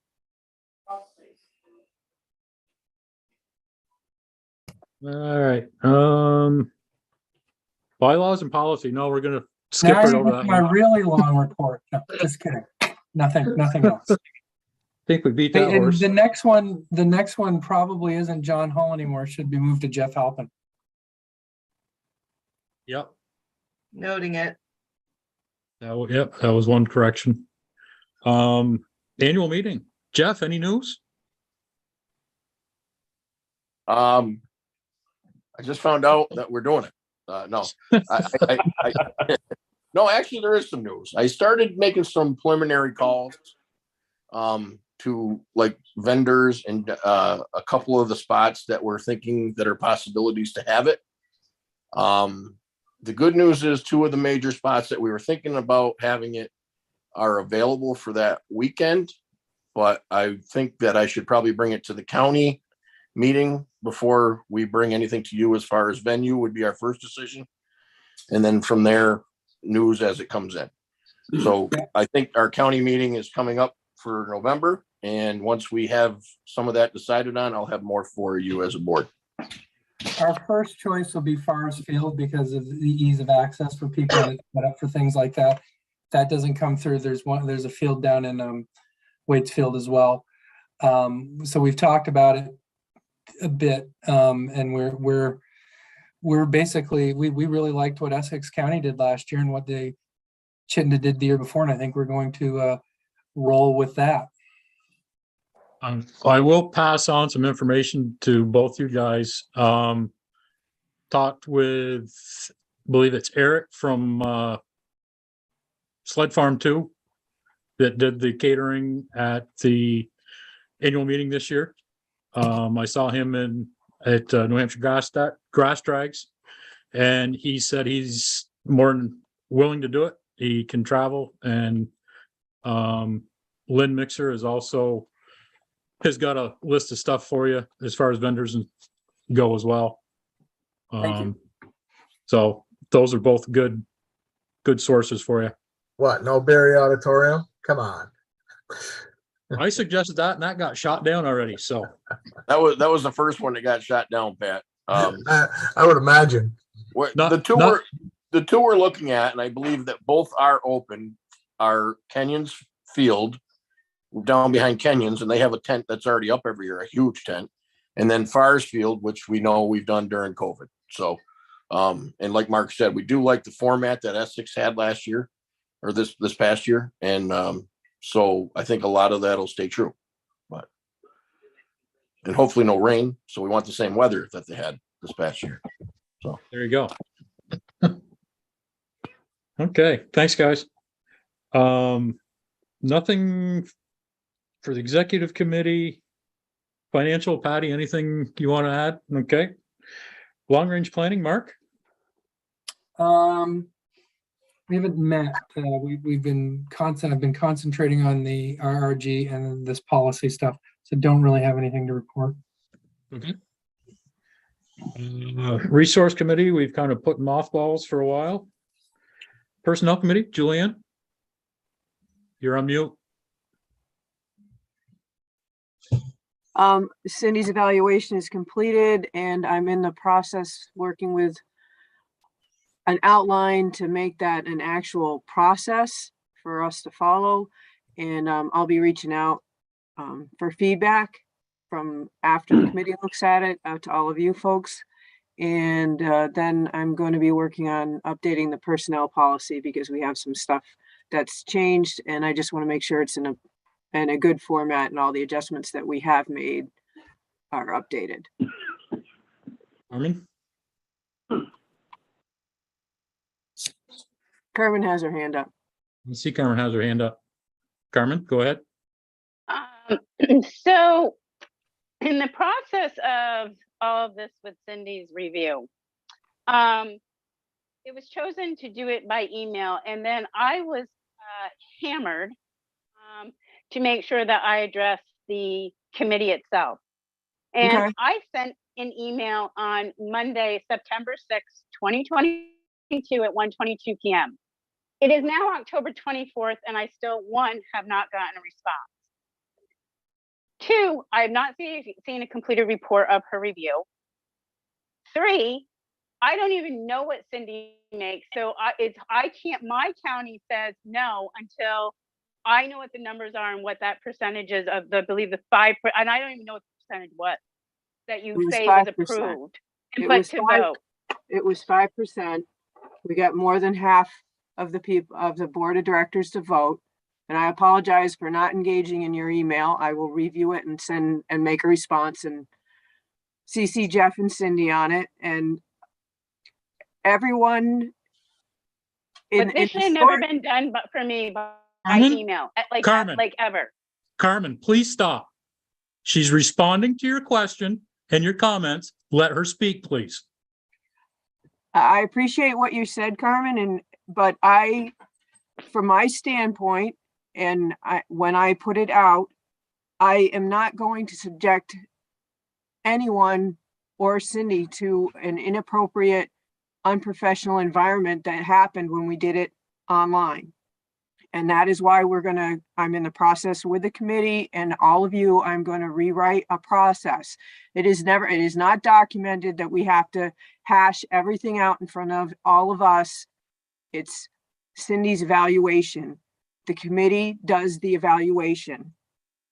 And I'm sorry if just everybody that made comments I know it was a short synopsis and everybody's like, it's a short synopsis. And I understand that, but I read every single one. I took word from word out of every single one. And that was what it was. Everybody was thrilled to death with her about lots of things, and everything that came out of the evaluations that were a question or concern, whether it addressed Cindy personally or for us, I brought it to her attention. We discussed it. So I'm not sure if you could clarify what you feel, or anybody else for that matter. I know that Roger had some concerns as well about how to handle that going forward. But I think it's inappropriate for someone to have to be put in front of the board to have their evaluation. And I won't do that as chair of the committee. I won't do that. But I wasn't asking. If you want a different process, if you want me to do a more formal letter at the end, I can most certainly do that, and I can do that for everyone, if that's what you're looking for. Just so we're clear, Roger, I saw your note. Just so we're clear, I wasn't asking for Cindy to be brought before the board. And I, just so that we're just aware, it's the process of how it was done is where my issue lies. So, and then when I was asked to do something and then to not get a response. Well, that's and on Julie, me. hang on a That's second. on me. Hang on a That's second, Julianne. Hang on a second. Julianne has already said she's addressing the process. So I think we can probably put this to bed, and the evaluation has been done. There was money allotted for salary increases in the budget that you all voted on. There were no questions during the budget process as to why there was a line item increase for salaries and benefits. So the committee's purpose is to do the evaluation based on the input received from the reviews provided by the directors. And that is exactly what was followed. So is it an ideal process? No, but that is what Julianne has said she's already going to work on with the committee. So I think this topic is pretty well closed for now. Anything else personnel wise, Julianne, that you'd like to mention? No, that's it. Okay, thank you. Oh, let's see. Trails. Matt, anything Trails Committee wise? I didn't see that Brian was on. He's not. Matt's shaking his head no. Yep, I see him. Not quite dead center, but almost. Safety, Stan. Yeah, we met this month and we're focusing our attention on our plans for the January Safety Week and for the military and first responder appreciation weekend and recognition. I want to thank Cindy especially. She's been doing a ton of work and she's been involved with it in the past. So she's kind of got her ducks already in a row, which is going to make the whole process a lot easier. But she knows the right people to call and the right people to work with. And, it's looking towards a really good event as long as we have the snow to support it. And, a few of other small things that we've been working on, the QR code to go on signs to give people direct, quick access to the interactive map, the map, the interactive map. And I guess that's about it. We'll continue working on those things for the next couple of months to be ready for January. The QR code is a great idea. Yeah, it's actually, we've had them at the shows and it has actually been well received. Excellent. So That was Michael Garber's idea. good job, Michael. Well done, Michael. Working on just on a kind of a process of getting them out to the clubs, I guess, at this point. Yep. Perfect. You just have to get the right code on the right sign. No, it's just a general No. one that takes you to the to download the app. Okay, so just a quickie. Yep. Okay, perfect. Yeah, it ties you back to the Yep. map. Even better. Takes you to the takes you to the download for the app. Nice. So that it, Stan? That's it. Perfect. Governor's Council, Pat. Well, the Governor's Council's back up and running. Looking at some legislation that we thought went through last year, but it didn't. So we're going to try to get that put through. We're having some changes in our membership. State Police representative just retired yesterday. So, or Saturday, I guess it was.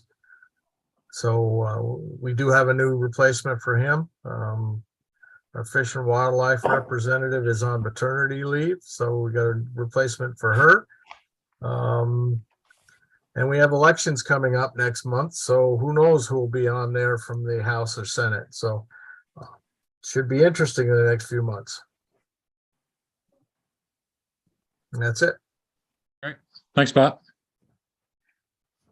And that is Jeff, I just wanted to say, I just wanted to bring up, there was a letter included from the Connecticut Valley Snow Riders Club from Melissa Barton. I thought that was a great little recognition for everybody. Thank you for your commitment, dedication, and continuing efforts to uphold the values of the association.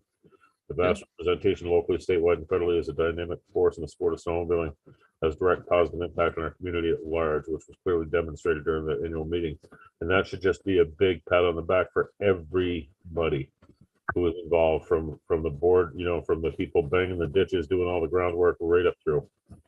So it's a great organization to be involved with.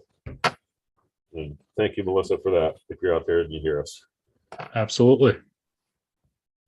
I just wanted to kind of give a show update to people. We've done 3 of the 4 now. We were in Maine this past weekend, and contrary to a lot of the stuff you've been seeing on Facebook, the $25 3-day weekend, the end of January, is being very well received outside of Vermont. Many people totally understand that the $25 is going directly to help the clubs. And they have not had any issue with it whatsoever. So I think the decisions that you folks made as directors looked at the compromise and both sides of it. And just to let you know, it's well received. And the attendance has been pretty well off this year's too. Maine was a little slow at times, but it was also a gorgeous weekend up there too. But I think these shows that we do are definitely a necessity.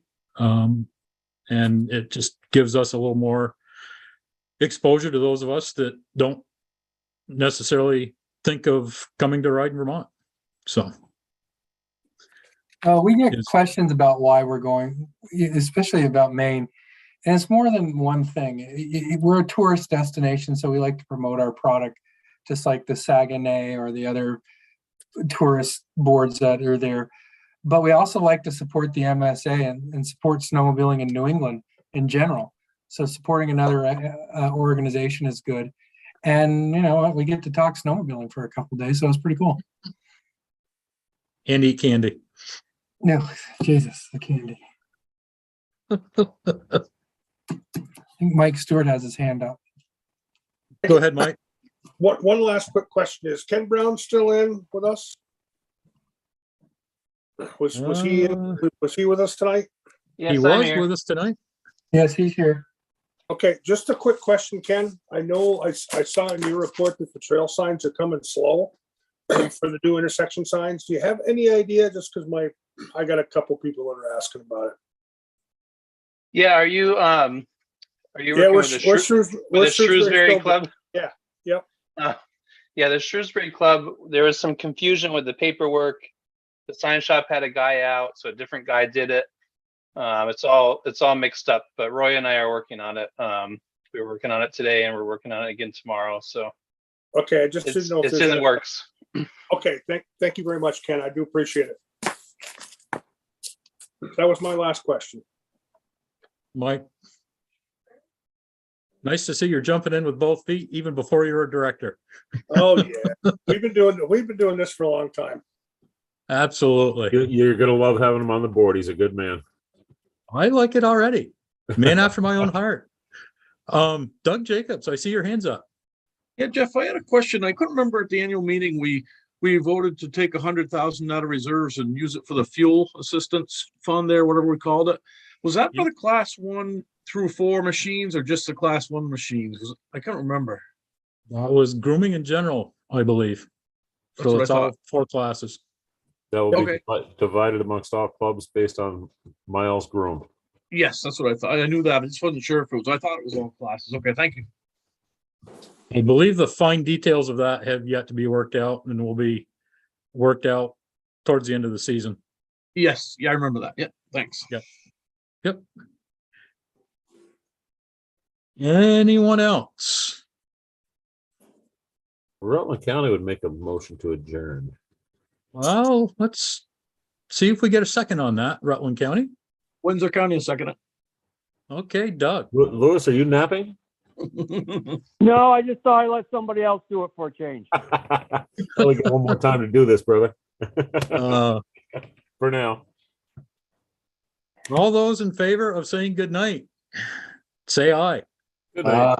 Aye. Aye. Safe travels. Thank you, everybody. Lewis. You're welcome. All right. Thank you, everyone. Thank you, Jeff. Enjoy the rest of your evening. All right, I'm stopping live stream.